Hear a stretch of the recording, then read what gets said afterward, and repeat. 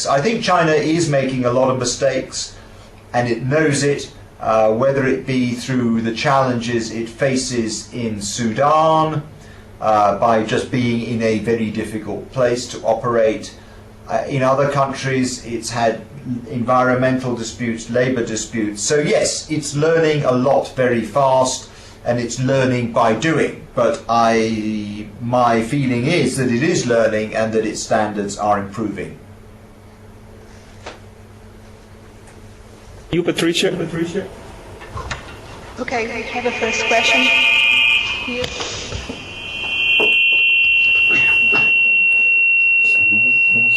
A student will come up front and he'll say his name. Can you hear me from here? As close as possible, please. Is it good now? Better? You just speak.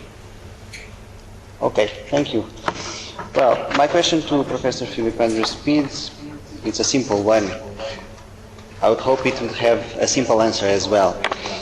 And it's like this. Given the size and strategic importance of the energy sector, China cannot directly follow the path of privatization and industry restructuring experienced in Western countries. With more than 10 million workers employed in the energy sector, any radical reforms will inevitably bring with them serious unemployment problems and consequential social unrest. In the reform process of the energy industry, there exists a problem in the delineation of the responsibilities of central and local governments. How do you think that could be changed? And by the way, my name is Philip as well. Thank you.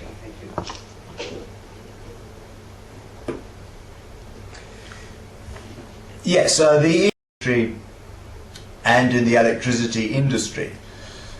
And yes, you're right, there are a series of obstacles to privatization and reform, social unemployment obstacles, as well as legal and institutional obstacles, particularly in the electricity sector, where you need sophisticated legal and regulatory structures to manage a liberalized electricity sector. If we go to oil and gas first, the oil and gas sector has been substantially reformed, and so PetroChina Limited, Sinopec Limited and CNOOC Limited are now fairly highly commercialized companies focusing on productive assets. They continue to improve their commercial performance and to become more commercially driven. You're then left behind with CNPC Group, Sinopec Group and CNOOC Group, which are the wholly state-owned entities. And yes, it's going to be a long time before those entities see tough commercialization. In the power sector, those of you who follow, there's been significant restructuring, breaking up of the state company, the creation of a number of state-owned generating companies, partially privatized, as well as a state grid company. I think the obstacles there, as I've mentioned, to privatization and liberalization, full privatization and liberalization, are mainly legal and regulatory. I think the outlook is extremely uncertain. I think if you'd asked me 4 years ago, I'd have said that China's government was fairly determined to move forward with further privatization and liberalization of its energy industries. But I think the problems that we've seen in the last few years and the move that China will now move much more slowly towards any further commercialization, privatization and liberalization. Okay, thank you. Perhaps now Brazil asks a question. Yeah, you go ahead. You keep going, Patricia. Oh, okay. Now we have Erica, a PhD student. Good afternoon.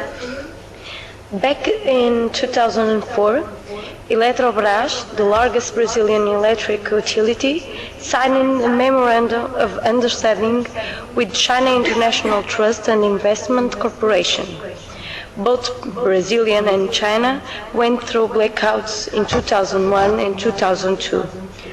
Although the two countries have different energy mixes, both implemented policies that are contrary to sustainable energy direction.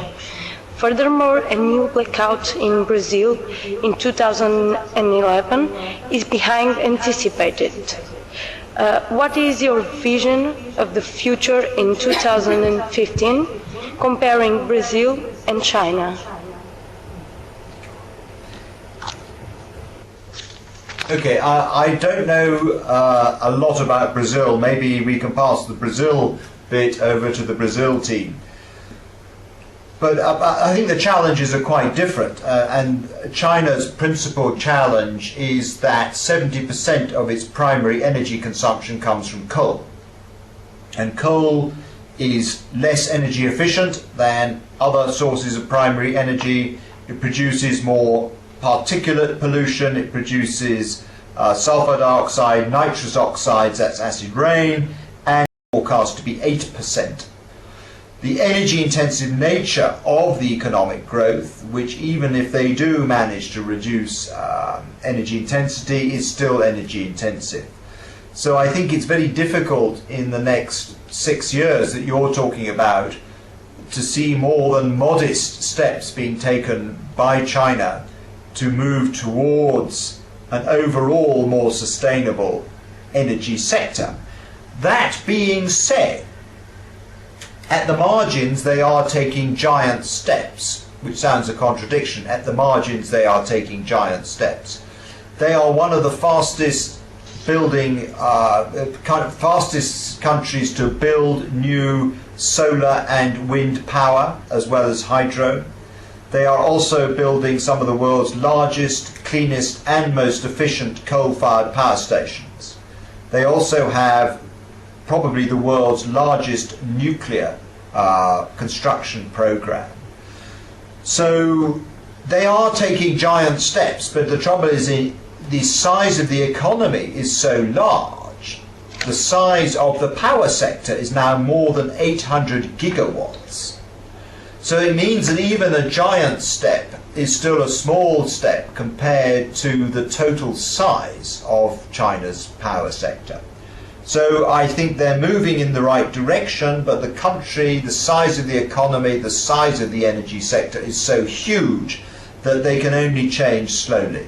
I will leave somebody on the Brazil team to address sustainable energy development in Brazil. Thank you, Erica. Okay, thank you, Philip. Well, I believe this question is so good that I can already invite both of you to set up this as a theme for the next conference.